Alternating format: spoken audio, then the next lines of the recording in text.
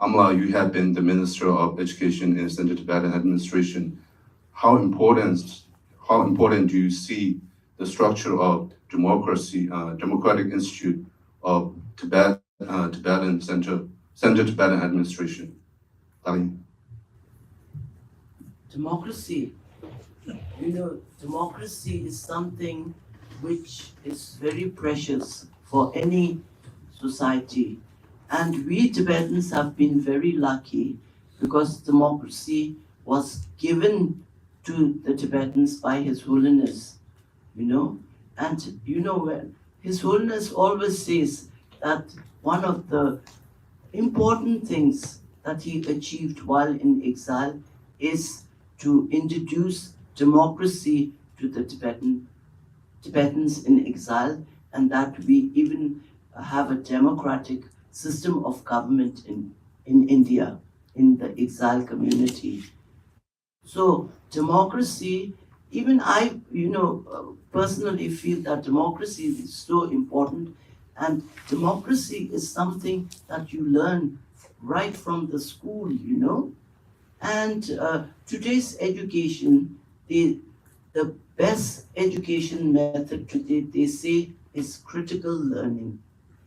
They say that method is most important because it's most suited for democracy to function well. So for the Tibetans, our people are educated, we have a functioning democracy in exile, but then I think that democracy should be something which, even in the institutions like TCV, we always followed a democratic way of selecting our principals, selecting our heads of the schools, and even selecting the president of the Tibetan Children's Village.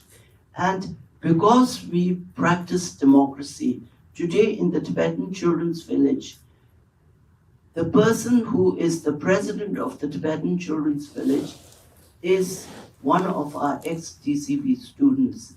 And I knew him and I was involved with his education since he was 5 years old. And today he is 67 years old and he is the president of TCV. So,